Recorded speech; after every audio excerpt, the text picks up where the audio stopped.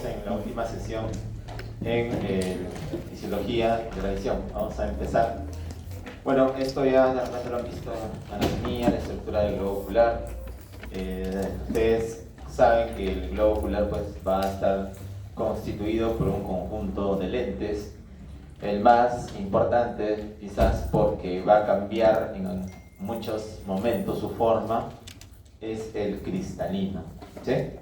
Gracias a esta lente que vamos a poder de alguna forma converger las señales, ¿no?, luminosas. ¿Para qué? Para que se pueda formar una imagen a nivel de la retina. ¿Sí? También cabe mencionar que existen algunas interfaces que también lo vamos a ir revisando, como por ejemplo la interfaz entre el humor acuoso y el cristalino, y la interfaz entre el cristalino y el humor vítreo.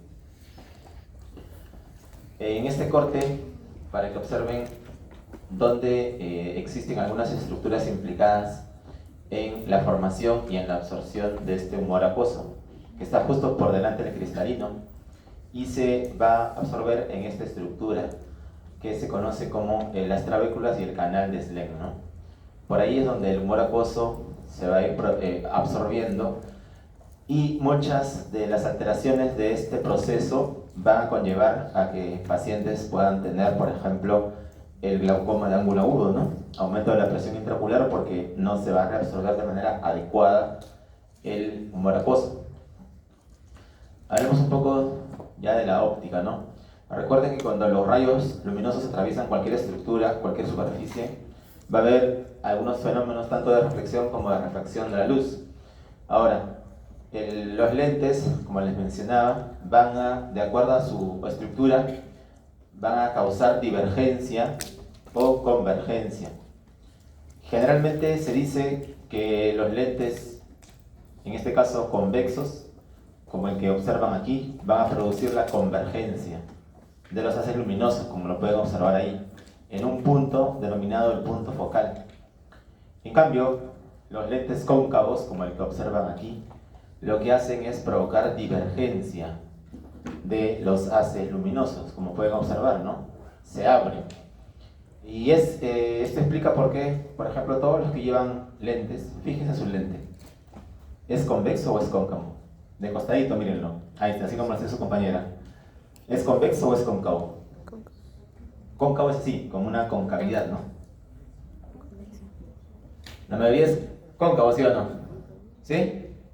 Claro, porque la mayoría que son miopes. ¿Sí? Por eso son cóncavos. Porque lo que necesitan es que la luz haga una divergencia. ¿Ya?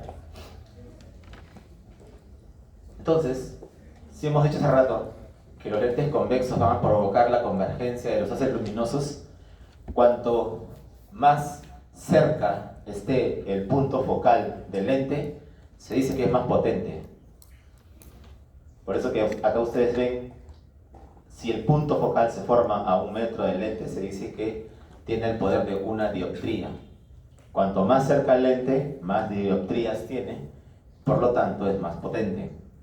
¿Por qué es importante reconocer esto? Porque el cristalino hace eso. El cristalino cambia su forma. Se pone delgadito y se pone bien gordito, dependiendo lo que observes, ¿no? Si gustas, hacemos un ejemplo, ¿no? Coge un lápiz, un lapicero, ponlo delante tuyo, a más o menos 30 centímetros. Y lo que vas a hacer es, primero mírame a mí y luego mira tu lapicero. ¿Te das cuenta de lo que sucede? ¿No? ¿Te diste cuenta de lo que pasó? Me miraste a mí y luego al lapicero. ¿Te diste cuenta que hubo un pequeño momento en el cual viste medio raro hasta que se enfocó? ¿Por qué? Porque ese tiempo es lo que le tomó al cristalino de cambiar de su constitución delgada a ser más grueso, más gordito, para poder formar la imagen en el mismo punto. ¿Ya? Y eso es lo que hace a cada rato el cristalino, ¿no? O cuando estás en el examen, ¿no? Te falta una y estás así, ¿no? Mirando de costado para poder ver a la otra carpeta, ¿sí? Ahí está trabajando, pues, tu cristalino. Recuerda que la imagen que formamos En la retina se forma así, ojo, mira. Pero pregunto, ¿ustedes me ven de cabeza a mí? ¿Me ven de cabeza? ¿No? ¿Sí o no? ¿O han visto algún objeto en algún momento de cabeza? Sí. ¿Quién ha visto de cabeza? Para votarlo. No, pues siempre lo ven en su misma posición. ¿Y por qué? ¿Por qué creen? ¿Por qué creen que no vemos así? Si así se forma la imagen, ojo. La imagen en la retina está así invertida. ¿Por qué crees que no lo percibimos así? ¿Mm? No, la corteza. La corteza visual primaria es la que da la vuelta a la imagen. Y es por eso que lo percibimos como tal y no así. ¿Ya? Y eso también nos ayuda a entender lo que sucede en algunas alteraciones, ¿no? Por ejemplo, aquí denominamos el emétrope al que no necesita lentes, ¿no? Como veo algunos que están sin gafas, ¿no? Son los emétropes, ¿sí? Pueden ver tanto de lejos como de cerca. Y acá tenemos las dos alteraciones, tanto el hipermétrope como el miope. Empecemos con el hipermétrope, algunas características de la hipermetropía. ¿Qué observan? A ver, comparen este globo ocular con este globo ocular. ¿Qué le pasó? Eso, los hipermétropes tienen el globo ocular más pequeño. ¿Qué más? La potencia de su lente, ¿cómo creen que es? ¿Es potente o es menos potente? ¿Son lentes menos? Claro, en sí, su globo ocular es menos potente, por eso que la imagen, ¿dónde la forma? Atrás de la retina. ¿Sí? En cambio, comparen ahora el miope. ¿Cómo tiene el globo ocular el miope? Claro, es un globo ocular grande. O sea, todos los que están aquí son miopes, probablemente tengan el globo ocular bien grande. Está por dentro, pues lo que observan es otra cosa, pero por dentro lo tienen un poco más grande. ¿Y qué más? ¿Cómo son sus lentes del miope? ¿Cómo son los lentes? Mira dónde forma el punto focal. ¿Serán potentes o menos potentes sus lentes? Son muy potentes, pues.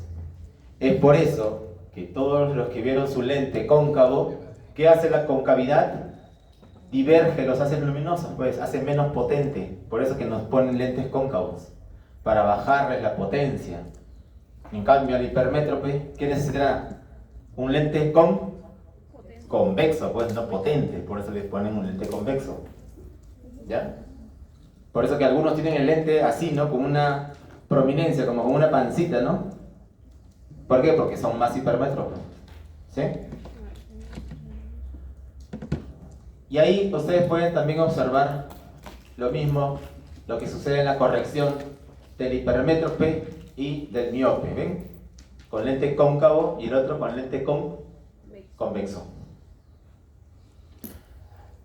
Como les decía, existe pues una comparación bien práctica, ¿no? Es como una cámara fotográfica antigua, ¿no? El ojo humano.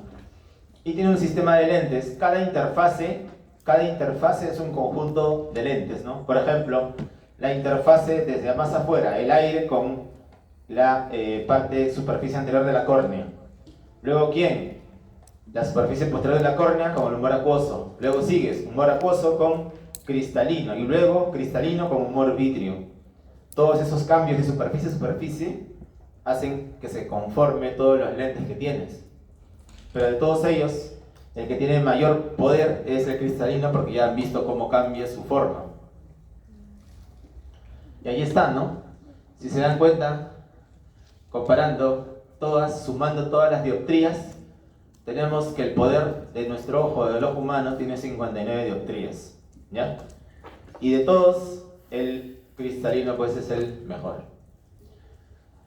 El iris. Recuerda que el iris alberga grupos musculares. Y existen ahí dos tipos de fibras musculares, ¿no? Las fibras musculares radiales y las fibras musculares circulares, ¿no? ¿Por qué es importante reconocer eso? Porque recuerda que por el iris, o gracias al iris, se va a formar este espacio que es la pupila. Ojo, la pupila es un espacio nada más. Es por donde ingresa la luz. Es por eso que cuando vas al cine, ¿no? ¿Sí vas al cine, no? ¿O tampoco vas al cine? Y así vas al cine. Cuando vas al cine, ¿sí? y volteas a ver a tu amiga, a tu enamorada, a tu saliente, a tu entrante, pregunta, cuando ves sus ojos, ¿cómo están? Dilatado. Bien dilatados, los ojos, bien dilatados, ¿sí o no? ¿Sí? Pregunta, ¿por qué están así? Por la ausencia de luz. Claro, porque en el cine casi no hay luz, pues, ¿no? Solo está la pantalla. Por lo tanto, necesitan que ingrese más luz. Por eso que hay un cambio en el diámetro de la pupila. Lo mismo pasa cuando hay demasiada luz, ¿no? Mira los ojos de tu compañera cuando estás afuera y ahorita que hay un montón de sol vas a ver lo que es un puntito, ¿no? Porque no necesita que ingrese tanta luz. Entonces, ¿cómo cambia esa configuración? Gracias a estos músculos. Ojo, los músculos son los que se contraen. En muchos de los textos de fisiología, en la traducción, porque recuerden que los textos son traducción del inglés, todos casi.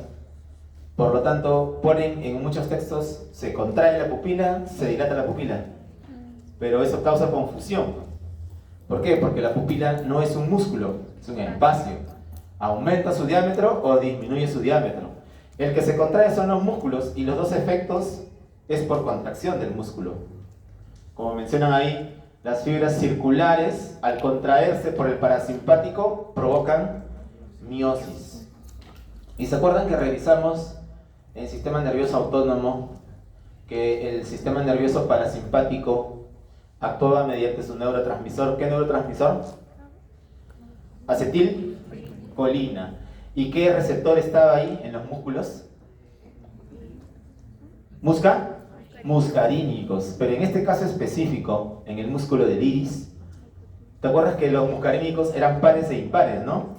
Los pares eran por proteína G inhibitoria y los impares por proteína GQ. Y yo te dije que siempre la proteína GQ aumenta el calcio y por lo tanto donde existe una proteína GQ, va a haber siempre contracción de algo, pues de lo que sea, ¿no? Músculo, ¿sí? Por lo tanto, aquí, para producir contracción de los músculos del iris, de las fibras circulares, el receptor es muscarínico 3, es el M3, ¿ya? El que provoca contracción de las fibras circulares. En cambio, las fibras radiales que generan midriasis por el simpático, la contracción que se produce gracias a sus receptores alfa adrenérgicos. ¿Pero cuál? ¿El alfa 1 o el alfa 2? Eso, muy bien, porque el alfa 1 es proteína GQ. ¿Ven? Que es fácil. No es nada del otro mundo, ¿no? Muy bien. Y ahí tenemos cómo llega la inervación simpática para provocar, pues, el efecto sobre los músculos del iris. El cristalino, creo que ya me entendiste cómo el cristalino cambia su forma. Cuando tú ves un punto de lejos, el cristalino está bien flaquito. Y cuando estás viendo un punto bien cercano, está bien gordito, ¿no? Como tu profe, más o menos así. Ahí está. Cambia su forma, ¿ya? Y ahí está nuevamente. Ya si fallas en esta pregunta, ¿no? Te vas al bica. La retina. La retina, tu librito, el Guyton, que tanto has leído ya, vas a encontrar, se ríen algunos, ¿no? Recién están en la introducción. La retina va a estar constituida por capas, ¿sí? Y ahí están bien descritas las capas, así que no nos vamos a demorar mucho en eso, porque lo tienes que chequear. Solo quiero que entiendas algo muy importante. ¿Te acuerdas que te dije que de todos los sentidos solo había uno que su receptor era una neurona? ¿Cuál era? El olfato, ¿sí o no? Claro. El resto no son neuronas, son células que tienen pues acoplado el receptor, nada más. Es por eso que aquí vamos a tener también en todas esas capas solo células. En cambio, la que es una neurona ya es la célula ganglionar. ¿Sí? Si hay algo que tienes que recordar es a la célula ganglionar, porque ella sí es una neurona. Y al ser neurona, pregunta, ¿formará potencial de acción o no? Claro que sí, pues. O sea, es la única que transmite un potencial de acción. Las demás no transmiten potencial. ¿Dónde estaba la neurona como tal? ¿Dentro de las 10 capas? Sí, dentro de las 10 capas, la célula ganglionar. Y los receptores se subdividen en conos y bastones. Esto también es fácil de acordarse, ¿no? Conos, color. Bastones, solo blanco y negro, por lo que queda, ¿no? ¿Y cuál tienes en mayor número? Pues los bastones. están en mayor número que los conos. Y las células ganglionares en mucho menor número todavía. El axón de la célula ganglionar es bien largo y es el que forma el nervio óptico. ¿Ya? Si hay algo que tienes que resaltar es que el axón de la célula ganglionar es la que va a formar el famoso nervio óptico. Porque esta es la que va a llevar toda la información. ¿Ya? Y ahí están todas las capas de la retina. ¿Sí? Como te decía, eso ya te lo encargo. ¿Sí? Para que lo chequees, lo revises. Algunos datos importantes. El epitelio pigmentario tiene melanina, ¿no? ¿Por qué? Porque recuerda que es una cámara oscura el ojo. Necesitas concentrar la luz. Y qué mejor que el negro, pues, ¿no? El color negro. Es por eso que te habrás dado cuenta que cuando estás de negro no sientes más calor que cuando estás de blanco, ¿no? Muy bien. Y luego están las células fotorreceptoras, ¿no? Luego vienen, al final, están las células ganglionares para formar ¿qué cosa? El nervio óptico. Pero yo siempre he dicho que una imagen vale más que 1000 palabras, ¿no? Por eso que cuando de repente te llega el chisme que te están siendo infiel, tú no crees, ¿no? Hasta que ves la foto, ¿sí o no? Cuando ves el ampay que sale en Magali recién te das cuenta. Observa. Imagínate que mi puntero es la luz. Imagínate que mi puntero es la luz, ojo, ¿ah? La luz atraviesa todas las capas hasta llegar a los receptores. O sea, los receptores están en el fondo de la retina. Ellos recién captan la información, ahí están, y se la pasan ¿a quién? A la célula bipolar. No la mires, ¿ah? A la célula bipolar, que está en la siguiente sinapsis. Mira, acá está, célula bipolar. Y la célula bipolar recién le manda la información ¿a quién? A la célula ganglionar. O sea, si están en ese orden, lo estás viendo ahí. Primero los conos y bastones, luego vienen las células bipolares y al final están las células ganglionares. Todas las que están al costadito son interneuronas, como las células horizontales, las células amacrinas, estas dos que están en color naranja, y las que están en el fondo son células de sostén, para poder darle la estructura compacta a la retina. ¿Ya? Los fotorreceptores tienen esa forma para poder captar las radiaciones electromagnéticas aquí, en estos pliegues de membrana. En esos pliegues de membrana se va a encontrar, en este caso, la molécula que va a poder captar y transformar la luz, ¿no? En un ya evento pues, de alteración del potencial de membrana. Y miren cómo se distribuyen las sinapsis. En la periferia de la retina, si se dan cuenta, tenemos que varios conos y bastones hacen sinapsis con una sola célula ganglionar. En cambio, en un punto específico que se llama la fovea, vamos a tener sinapsis 1 a 1. ¿Qué quiere decir? Un fotorreceptor excita a una célula ganglionar. Pregunta, ¿dónde crees que habrá mejor calidad de imagen? ¿En la periferia o en la fovea? ¿Dónde crees que hay mejor calidad? ¿Donde hay más o menos píxeles? ¿Ah? ¿Dónde hay más, sí o no? ¿Sí? ¿Y dónde crees que habrá más, digamos, de alguna forma, calidad de imagen aquí? Pues, ¿por qué? Porque es un fotorreceptor con una célula ganglionar. En cambio aquí, cualquiera se estimula y manda una señal y le va a estimular. Pues. En cambio en el otro es 1 a 1. Por eso que nuestra zona de mayor agudeza visual está aquí. Esa es la explicación. Porque en ese punto tenemos mayor agudeza visual. Y ahí está. Si no lo ubicaste, ¿por qué le llaman la mácula? Porque mácula significa mancha. Entonces, ahí no ves una manchita negrita acá. Ya pues esa es la mácula. Y al centro de la mácula está la fovea. ¿Ya? Es por eso que ahí es donde vas a tener la zona de mayor agudeza visual. Pero también tienes una zona que no tiene fotorreceptores. ¿Cómo se llama esa zona?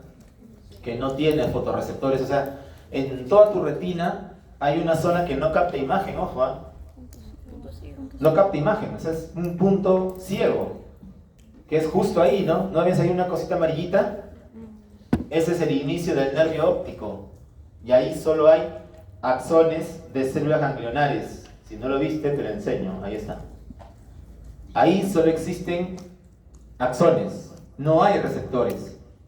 Es por eso que no, en nuestro campo visual pregunta, ¿aparece el punto ciego? Ustedes cuando me miran o cuando observan una clase, una diapositiva, cuando leen su libro, cuando ven a su enamorada, pregunta, ¿hay un punto donde no hay imagen? ¿Por qué pasa eso? Por dos cosas específicas. El punto ciego en cada globo ocular no está de manera simétrica, o sea, no está en el mismo punto. Y el segundo es que tenemos visión binocular. Cuando pasamos a visión monocular, aparece el punto ciego. Generalmente puedes hacerlo eso en tu casa, ¿no? Coge una hoja, ponle una X, ¿no? Mide con tu reglita 15 centímetros y pon un punto. Lo coges acá, observa solo la X y el punto no lo observas. O sea, tú observas solo la X y vas moviendo el papel. Y va a llegar a una determinada distancia donde el punto desaparece. No lo vas a ver, porque justo ahí está tu punto ciego. ¿Ya? Y es eso. El inicio del nervio óptico. Y ahí está, ¿ves lo que te dije? Pones un punto y una bolita y va a llegar un momento en que no la vas a ver, ¿no? Desaparece de la imagen. Y justo ese es el punto ciego que todos tenemos. ¿Estás levantando la mano o estás haciendo algún...? No, ya, te vas, ¿ya? El espectro electromagnético, no se resienta. El espectro electromagnético. Si se dan cuenta, la luz tiene un montón, de alguna forma, espectro luminoso, ¿no? Por eso que existen la luz infrarroja, ¿no? Existen los rayos gamma, ¿no? Tú que has visto pues, los Avengers, ahí está Hulk, ¿no? O sea, sí, una variedad de radiación electromagnética, pero la que nosotros vemos es esta nada más. Los insectos, otros animales pueden observar otros rangos del espectro electromagnético, ¿no? Más nosotros solo en este rango, ¿no? De 750 a 380. Y ahí vemos esas tres longitudes de ondas, ¿no? Ojo, nosotros no vemos tantos colores, ¿sí? Lo que observamos es más que todo esos tres: el azul, el rojo y el verde. Y todas las combinaciones van a salir en esos cruces del espectro electromagnético. Ahí va a salir las distintas variaciones en cuanto a los colores. Pero los pigmentos son esos, nada más. ¿Sí? Y si vamos más allá, si se ponen a leer de repente algunos otros libros, van a ver que la percepción se da por la ausencia del color, no por la presencia del color. ¿Ya? Ahí tenemos nuevamente los conos y los bastones. Y aquí han hecho un pequeño corte de uno de esos pliegues, mira, de estos pliegues que están aquí de membrana. Y ahí está la membrana con su bicapa. Y ahí ustedes observan a la molécula rodopsina. La rodopsina es el pigmento de los bastones. Y la conopsina es el pigmento de los conos. ¿Ya? Y dentro de ese pigmento tenemos el retinal, que es la molécula que va a activar la cascada de transducción, porque es la que se va a activar, la que cambia con la luz. Es la que es sensible a la luz. ¿Y cómo va a cambiar? Va a cambiar de cis a trans. ¿Ya? De cis retinal pasa a transretinal. Y ese cambio de configuración va a generar la activación de toda la cascada de transducción de la señal. Entonces la luz es la que va a hacer que cambie toda esa molécula, ¿no? Y al final vamos a tener el mecanismo de transducción de la señal. Esto sale en tu Guyton, ojo, ¿ah? No pienses que estoy maleando, está en el Guyton. Pero justo de Guyton especifica que la molécula importante, porque es la que dura más, es la meta-rodopsina 2, ¿ya? Es la que va a generar el mayor cambio en la transducción de la señal. Y ahí está nuevamente, mira, viene la luz, ahí está el retinal, cambia de cis a trans y se activa un proceso acoplado a ¿qué cosa? A proteína G. Yo sé que no te gusta la proteína G, pero está metida en todo. Bueno. Ahí está nuevamente la proteína G, pero ¿qué proteína G? Se denomina transducina, ¿ya? ¿Y por qué? Porque es una fosfodiesterasa. ¿Y qué hacen las fosfodiesterasas? Van a transformar el GMP cíclico, lo van a transformar en GMP. Ese cambio de configuración de GMP cíclico a GMP va a generar el cierre de los canales. Aquí, como observan, ¿ves que se cierra? Y si se cierra un canal, por lo tanto ya no va a entrar sodio. Y por lo tanto, si ya no entra sodio, ¿qué es lo único que va a ir saliendo? Potasio, pues, ¿no? El potasio es el que sale. Por lo tanto, ¿cómo quedará la célula? Negativamente. ¿Y eso cómo se denomina? Eso, bien sencillo es. ¿No te das cuenta? Entonces, conclusión de esto.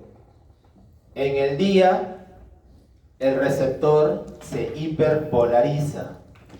Y en la noche, se despolariza.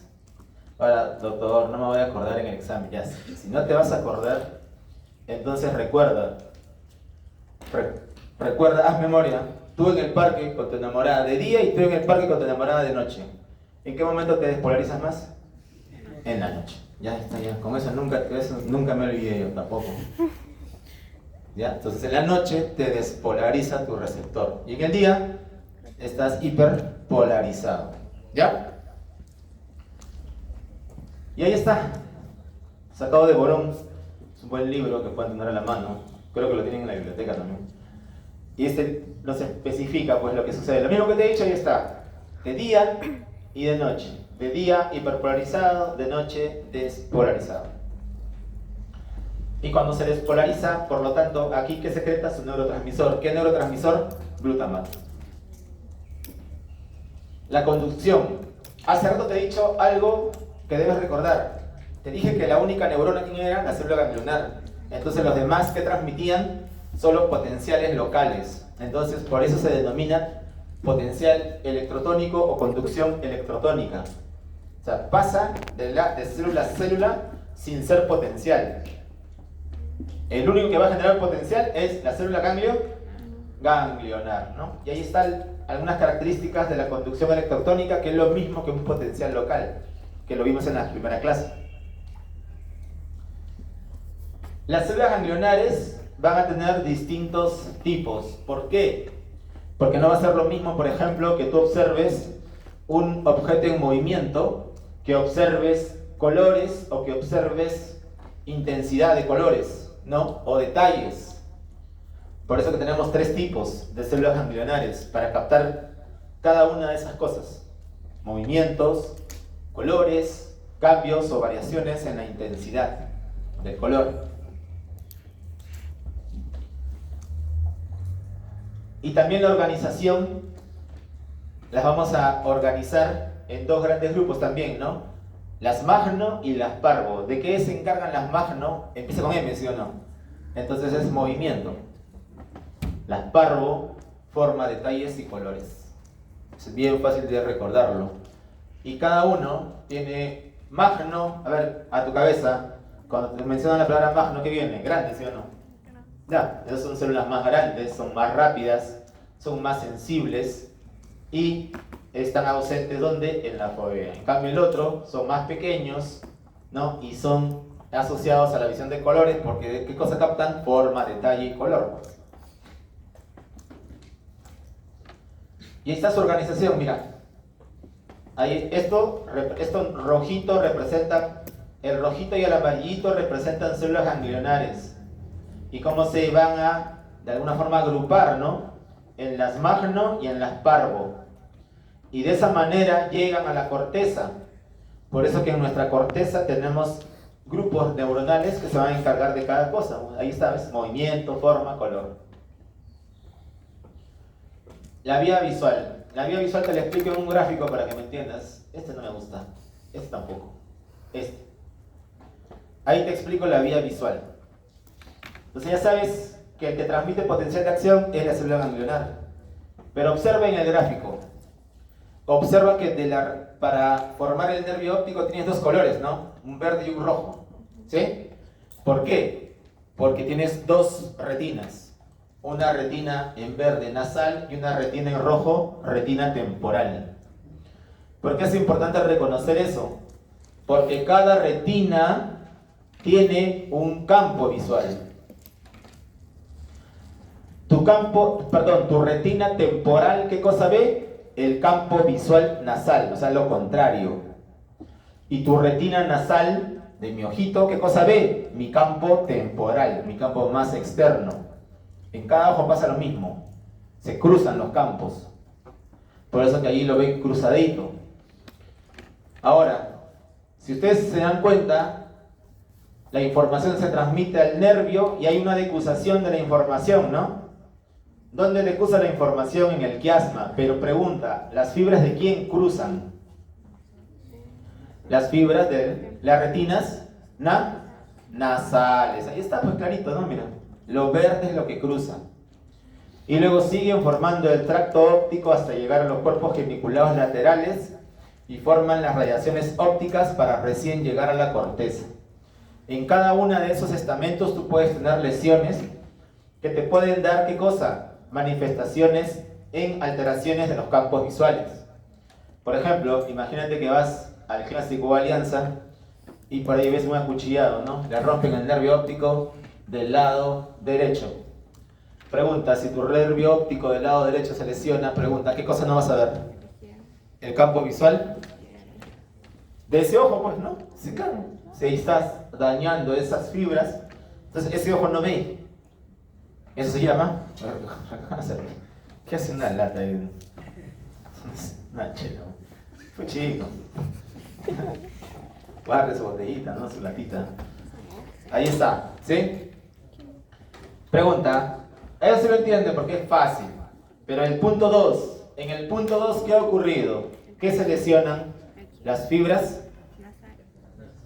Las fibras nasales de ambas retinas, ¿sí o no? Ahí están las fibras nasales. ¿Pero qué cosa ven las nasales?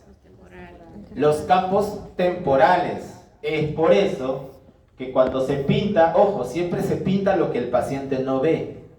Entonces, ahí está pintado, ¿qué cosa? Los hemicampos temporales. Por eso que el paciente no ve los laterales. ¿Y cómo uno se da cuenta que el paciente puede tener una hemianopsia heterónima bitemporal? Es porque el paciente te dice, no, doctor, yo camino en la calle y me paro tropezando con la gente. Piensan que estoy borracho, pero no estoy borracho, sino es que no veo. Como su campo se ha reducido, ¿no? Está mirando así nada más. Por eso que si alguien aparece de este lado, no lo va a ver y se va a chocar. O se choca con la pared, ¿no? Camina y se choca con la pared. Generalmente cuando pasa esto, ¿qué cosa tenemos debajo del quiasma óptico? Hay una glándula que van a conocer en endocrino, la glándula hipófisis. Y cuando la hipófisis sufre lo que se denominan, por ejemplo, los tumores benignos de la hipófisis, ¿no? Los macroadenomas hipoficiarios, comienzan a comprimir el quiasma. Cuando comprimen el quiasma, el paciente tiene esto. Y es clásico, el paciente dice eso, ¿no? Yo me choco, o me caigo, me choco con la pared, empujo a la gente. Poco a poco va perdiendo la visión de esos lados. El siguiente punto, el punto 3, mira. El punto 3 es una lesión del tracto óptico.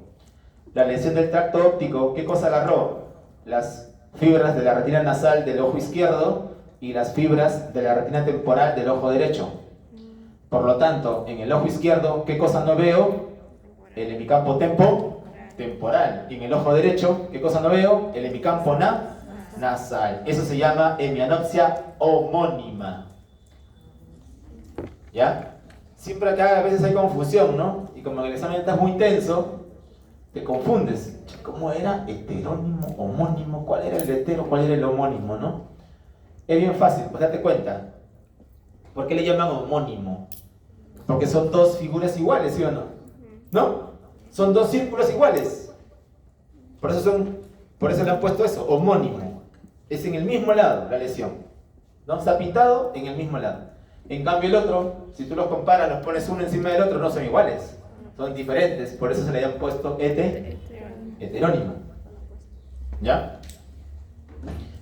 Y las lesiones que aparecen ya después del tracto óptico, en muchos de los casos, afectando las radiaciones ópticas, como las radiaciones ópticas están causando una divergencia de los haces, o sea, son más haces de fibras, es por eso que producen cuadrantonopsias.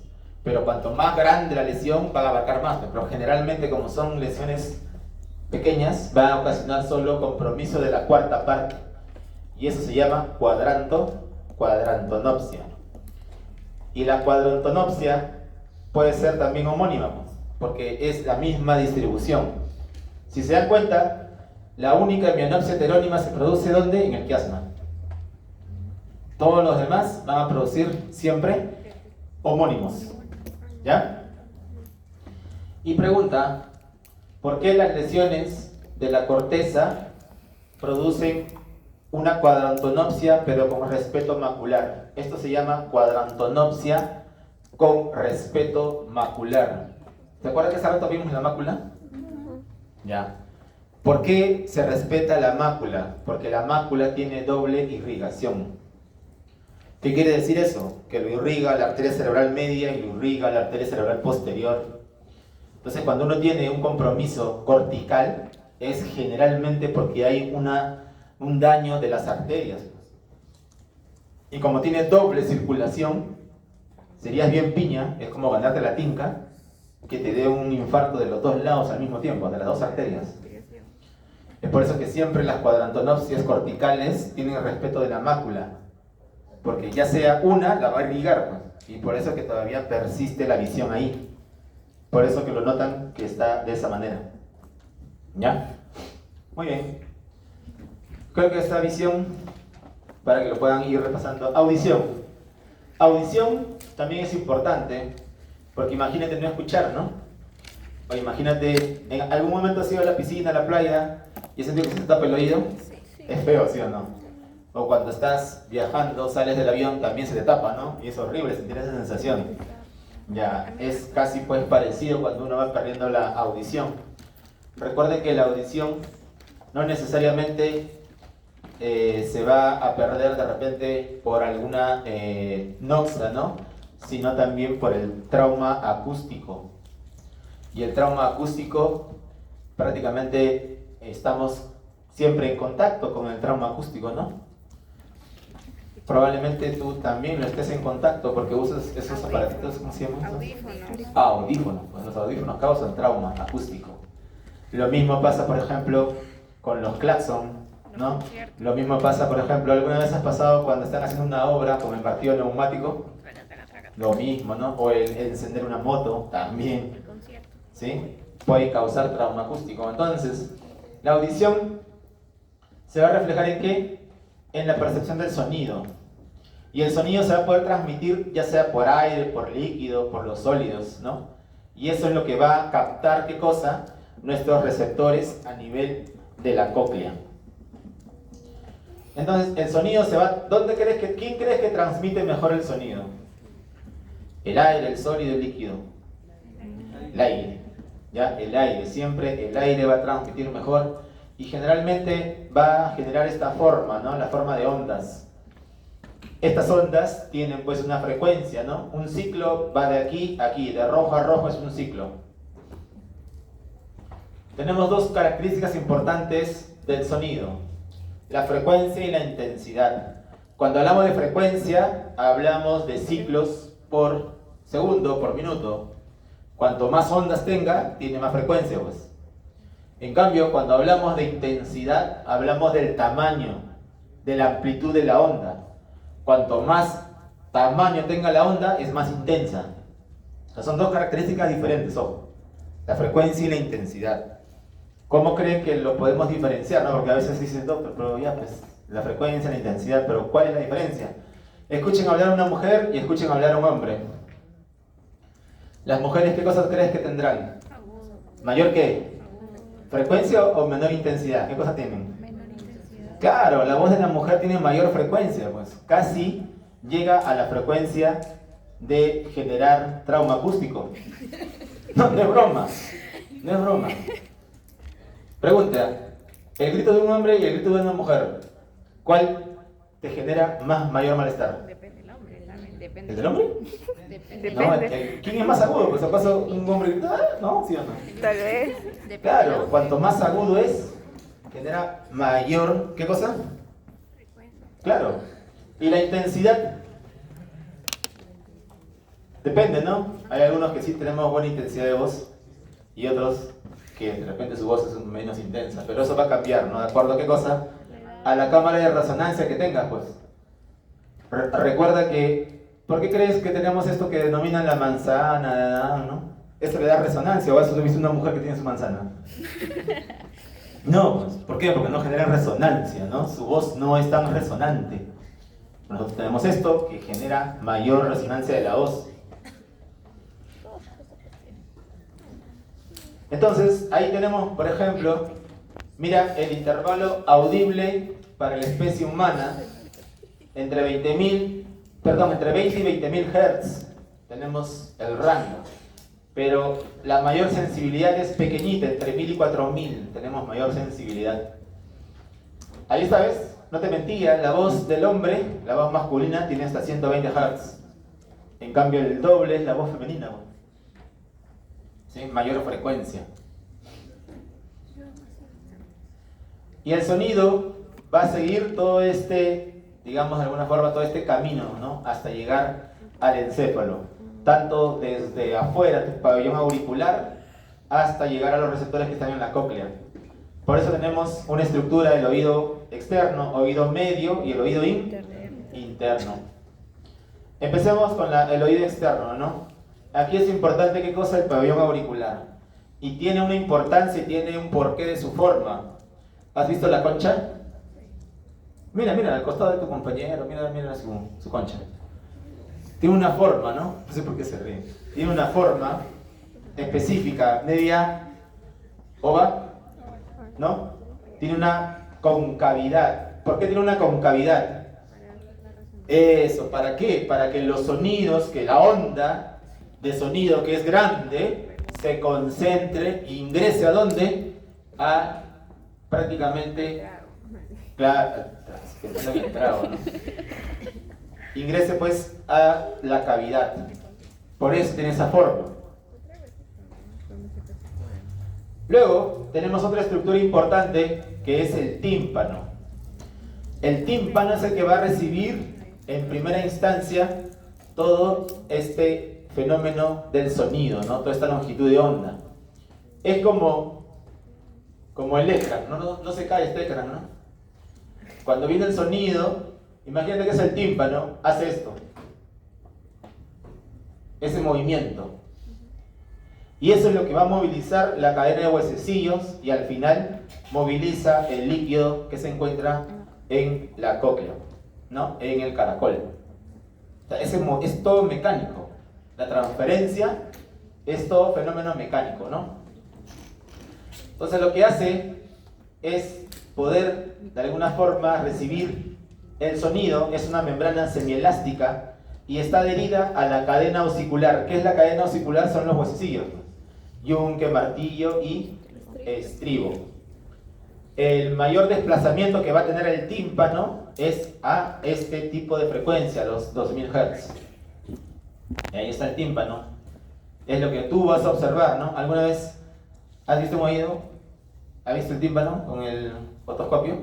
Sí, es bien fácil, ¿no? Lo pones, jalas hacia arriba y hacia atrás y observas el tímpano. Y tiene esta forma más o menos. ¿Ves? Ahí está, con el otoscopio. Tienes que jalar la oreja, ojo, hacia arriba y hacia atrás para poder darle una orientación del conducto auditivo para que puedas observarlo. En el oído medio yo voy a tener al yunque, al martillo y al estribo. ¿Cuál es el que va a captar? El que está justo adherido a la estructura que en este caso sería el tímpano, ¿no? Que en este caso vendría a ser el martillo. Y el que va a movilizar el líquido que se encuentra en el caracol vendría a ser la base del estribo, porque justo está en contacto con la ventana oval. Y ahí está, martillo, yunque y estribo. Entonces, ¿qué es lo que sucede? Va a pasar lo siguiente, ¿no? Va a suceder un fenómeno interesante.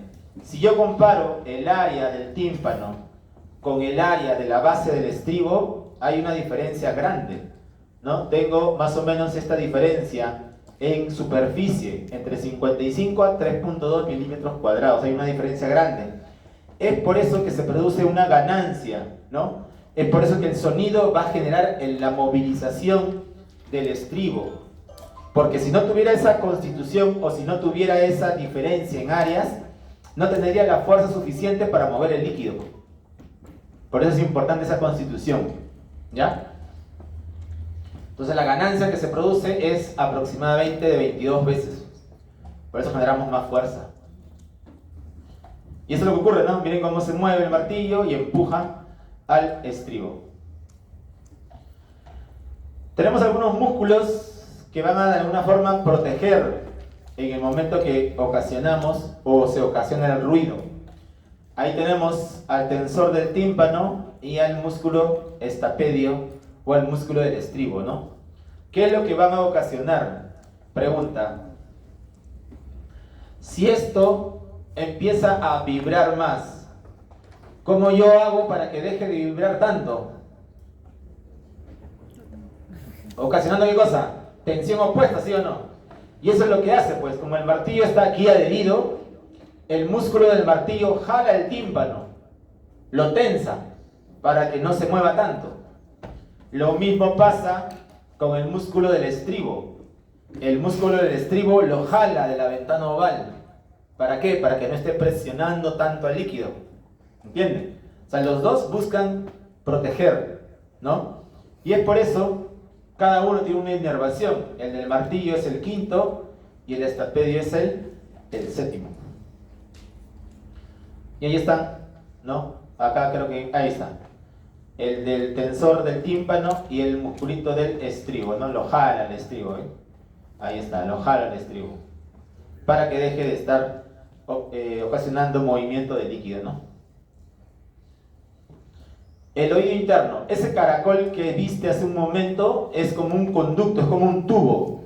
Y dentro de ese tubo tienes 3 cavidades, ¿no? Que vendrían a ser las escalas, la escala vestibular, la escala media y la escala timpánica. ¿Dónde se encuentran los otorreceptores? Se encuentran aquí, en la escala media, en lo que se denomina el órgano de Corti. Y esta estructura es la célula ciliada y esta es la que capta el sonido. Si se dan cuenta, hay una hilera de células ciliadas y hay otro grupo que están en 3. Estas son las células ciliadas internas y estas las células ciliadas externas.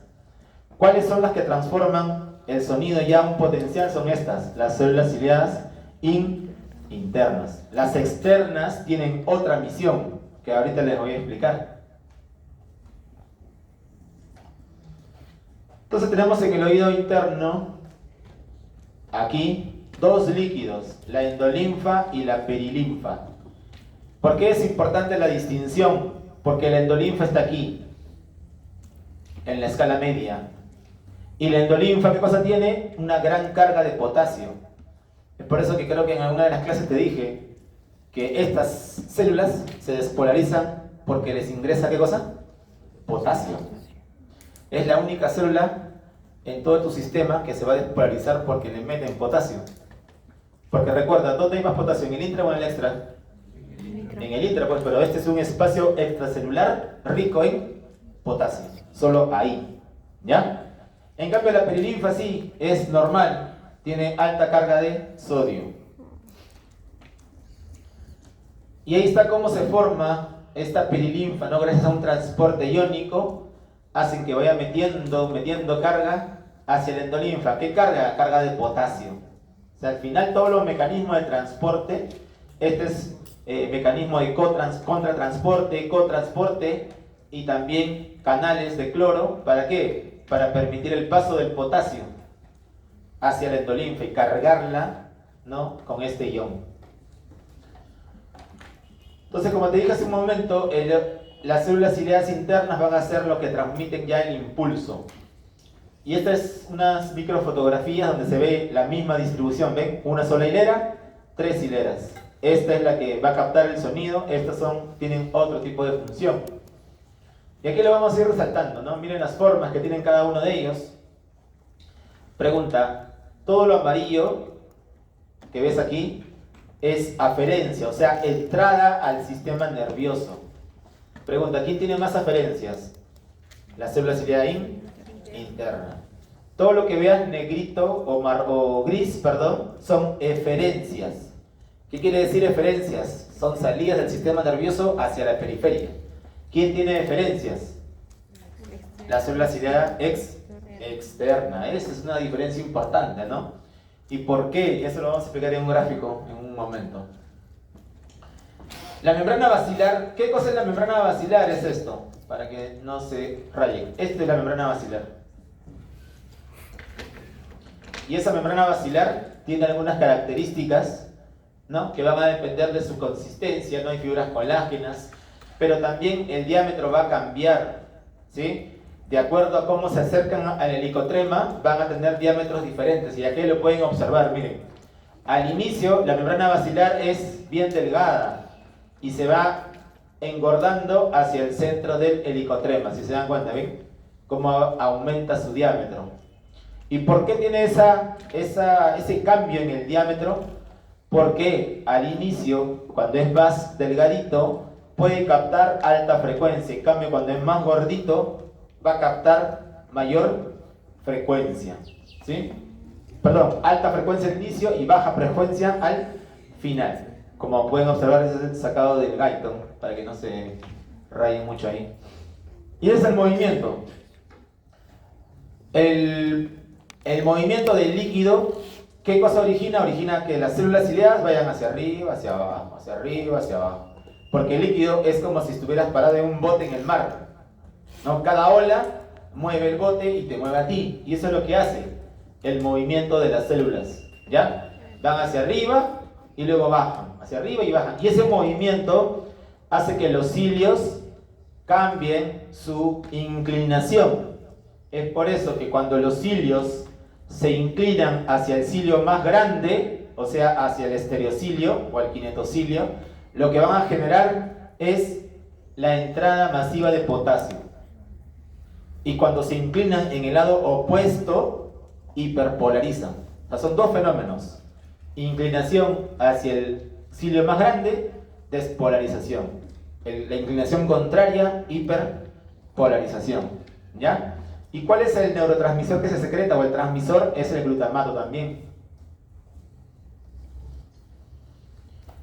Ahora, la transducción de la señal va a empezar aquí arriba, ¿no? Como les decía, se mueven hacia el cilio y aquí hay proteínas que abren canales justo por esa inclinación. Son proteínas relacionadas con las proteínas contráctiles que van a generar apertura de esos canales para el potasio. En cambio, la célula ciliada externa tiene otra función. Es una función de modulación del sonido. ¿Por qué? Porque ellos pueden cambiar su tamaño. Mira, es el tamaño de una célula ciliada.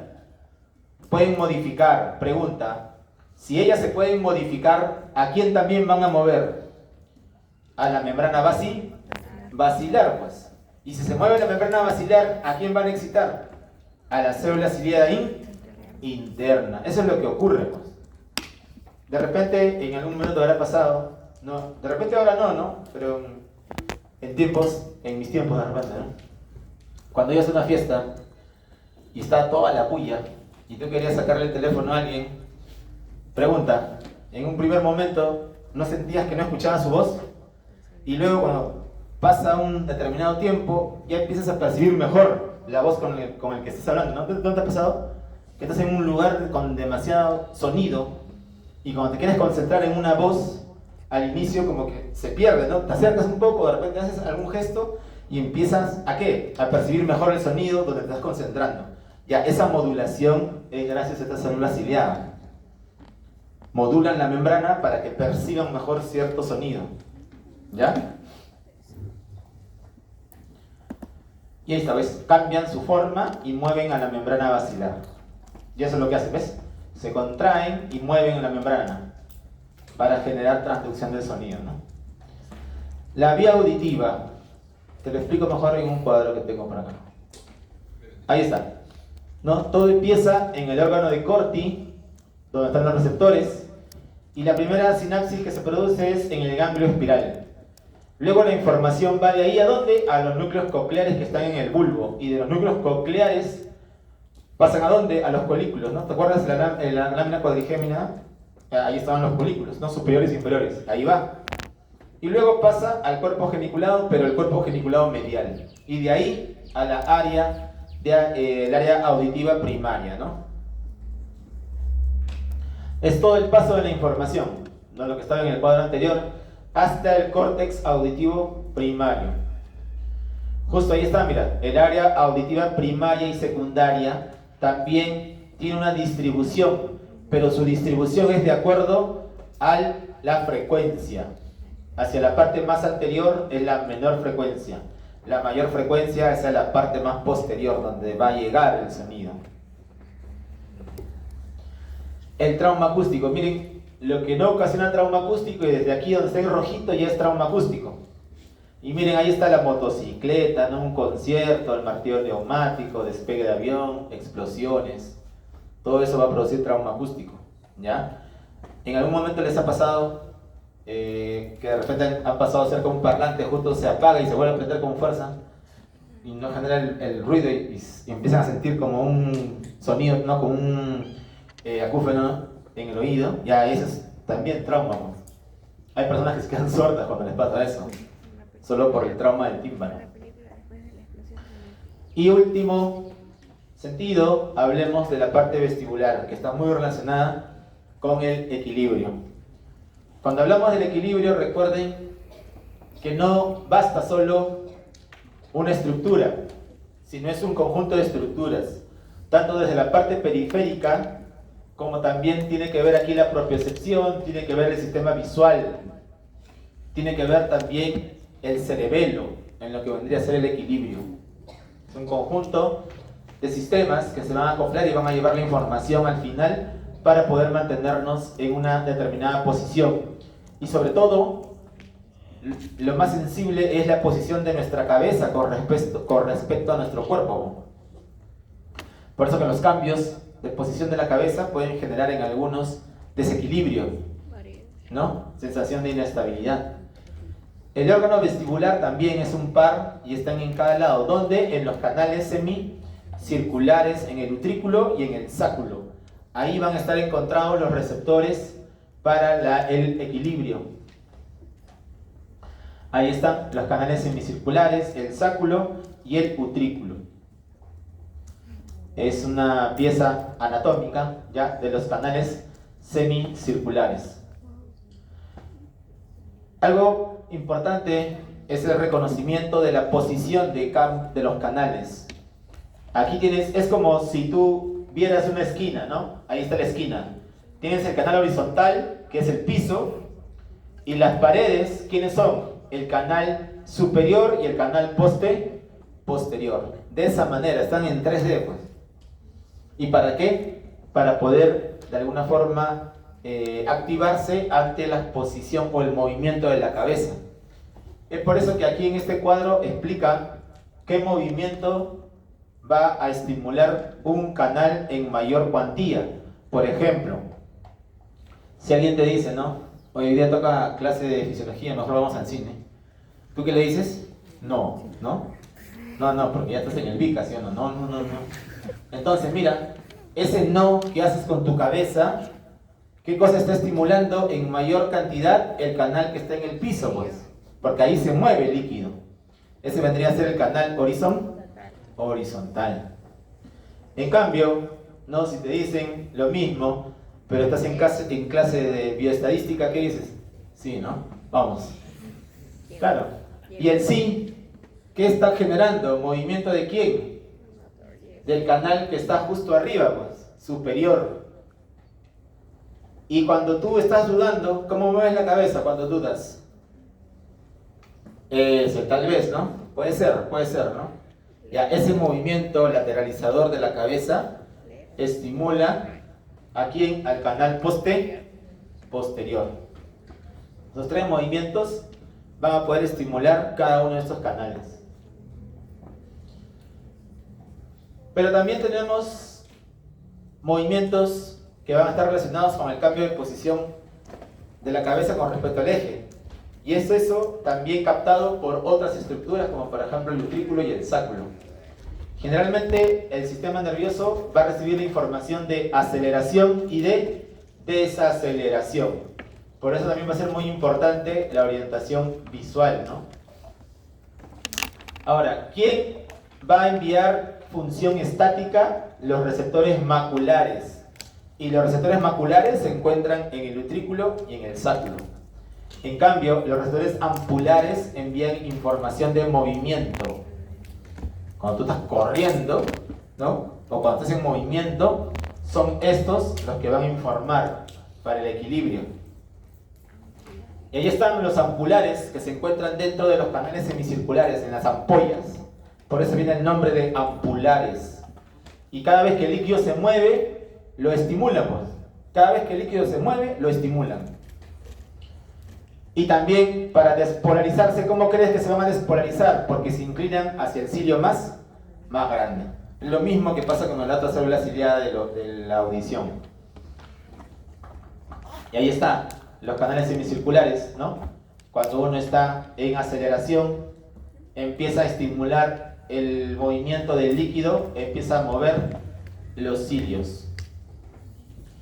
Los maculares son distintos en el sentido de que sus cilios están acoplados a una estructura denominada las esteatoconias. Estas esteatoconias son calcificaciones, ¿no? Que lo que hacen es, al cambio de postura de la cabeza, se inclinan, pues por peso, como pesan. ¿Ven? Por eso que aquí, por ejemplo, la persona se inclina hacia atrás y las esteatoconias caen, pues, o los otolitos. Y hacen que los cilios se inclinen y hacen que mande la información de que está ocurriendo un cambio de posición de la cabeza. ¿Ya? Lo mismo pasa, ¿ves? Cuando inclinas hacia adelante. Y cuando haces movimientos también rápidos, ¿no? De aceleración en algunos casos. Ahora, ¿qué es lo que ocurre? Generalmente va a haber movimiento. Entonces, cuando por ejemplo yo empiezo a mover mi cabeza hacia un lado, ¿quién se va a estimular? Hacia donde va el movimiento, ¿ya? ¿Y quién se va a hiperpolarizar? El contrario. Ojo, no se pueden despolarizar los dos porque entra ese desequilibrio. Hacia donde gira la cabeza, ese lado va a despolarizarse, como ven aquí. En cambio, el otro lado, o sea, los otros canales semicirculares, se hiperpolarizan y así uno obtiene el equilibrio. Pero pregunta, ¿en algún momento te ha pasado, sí o no, que te han dado vueltas y cuando has frenado no has seguido teniendo la percepción de movimiento? ¿Nunca has hecho ese jueguito? ¿No? Incluso algunos llegan a vomitar, ¿no? ¿Por qué crees que pasa eso? Si ya no estás moviendo. Ya no estás moviendo, ya paraste. ¿Por qué sigues teniendo la percepción de movimiento? O la ilusión de movimiento, ¿no? ¿Nunca te vas a pensar? ¿Alguien me presta una botella que está en medio de tomar? Por el líquido. Pásame tu botella, por favor. Ya, Está muy llena. Pero Está muy llena. voy a tomar. Ya, retírate, ¿ya? Imagínate que este es tu canal semicircular y ahí está tu líquido de la endolinfa. Cuando tú empiezas a dar vueltas, está así, ¿no? Estás girando, girando, girando, girando, girando y te detienes. Pregunta, ¿el líquido se detuvo? No, sigue girando. ¿Y qué te he dicho hace rato? Que el líquido está moviendo ¿qué cosa? Las células ciliadas, gracias. Y por lo tanto, mientras sigue el líquido moviéndose, va a seguir el cerebro percibiendo que estás girando, pues. Por eso que por más que te frenaste, tú sigues sintiendo el giro hasta que el agua se detenga, hasta que la endolinfa se detenga y recién deje de estimularte los receptores. Pues. Y si no lo has percibido, llega a tu casa y empieza a dar vueltas. Y detente, ¿no? Para que te des cuenta de lo que te estoy hablando. ¿Ya? Muy bien. Creo que eso ya se entendió. ¿Sí? Y esto vendría a ser la explicación también de por qué cuando a alguien le mueves la cabeza, sus ojos no van con la cabeza, sino se quedan mirando un punto. Eso se llama el reflejo óculo-cefálico. ¿Ya? Y eso quiere decir que es lo normal. Ver un punto en el espacio es lo normal. Cuando los ojos siguen la cabeza, ahí ya es prácticamente el sistema vestibular no funciona, pues los núcleos no funcionan. ¿Y por qué? Porque al momento de mover, por ejemplo, ¿no? Aquí estamos moviendo la cabeza, ¿no? En el lado, hacia el lado izquierdo, mira, hacia el lado izquierdo. Entonces, ¿qué cosa estimula? Te lo dije hace rato. El sistema vestibular o los canales semicirculares del lado izquierdo. Ahí están, pues se estimularon. Mandan la información a los núcleos vestibulares y de los núcleos vestibulares mandan la información al tercer par y al sexto par. ¿Para qué? Para contraer justo los oculomotores, el medial y el lateral del otro ojo. Pues. Por eso que tu mirada se queda en un punto. Cuando esto no funciona, cuando hay muerte encefálica, ya no haces esa maniobra. Tus ojos siguen la dirección de tu cabeza. ¿Ya? Y el control vestibular, pues, no solo va a depender de la información que recibas, sino también de centros superiores como es el cerebelo y también la visión, así como de la propiocepción. Ojo, la propiocepción y el sistema vestibular van a informar al sistema nervioso. El que va a planificar la estrategia es el cerebelo y la vista te orienta, pues sí o no. La vista te orienta, ¿no? Si estás en una rampa, si estás en una pendiente o estás en una escalera. Yo necesito al menos 2 sistemas para poder mantenerme en equilibrio. Ojo. De los 3, ¿quiénes son? El cerebelo, sistema visual, propiocepción y vestibular van juntos. Ahí están, 3 sistemas. Yo necesito integridad de 2 para poder mantenerme en equilibrio. Es por eso, por ejemplo, les doy un ejemplo, ¿no? Un paciente que tiene una alteración en la propiocepción. ¿Qué quiere decir? Que por cualquier enfermedad, de repente soy diabético, mal controlado, como dulces todos los días, ¿no? Y mi pastilla la tomo de vez en cuando. La diabetes comienza a dañar mis nervios que llevan información propioceptiva. Entonces, cuando yo le hago una maniobra al paciente, ¿no? Le digo que se pare como un soldadito, se va a parar. ¿Por qué? Porque tiene su cerebelo que está intacto y su sistema visual está intacto. Con 2 sistemas mantiene ese equilibrio. Pero si yo le digo a ese mismo señor que tiene alterada la propiocepción que cierre los ojos, pregunta, ¿qué le estoy inhabilitando? Un sistema más. ¿Se quedó solo con quién? Con cerebelo. Y solo uno no puede mantener el equilibrio. Por eso que al cerrar los ojos, el paciente hace esto. Se abre para no caerse. ¿Ya? Eso se denomina romper, ¿no? Por eso tenemos todos nuestros sistemas que nos mantienen en equilibrio. Muy bien, descansito y hacemos la última.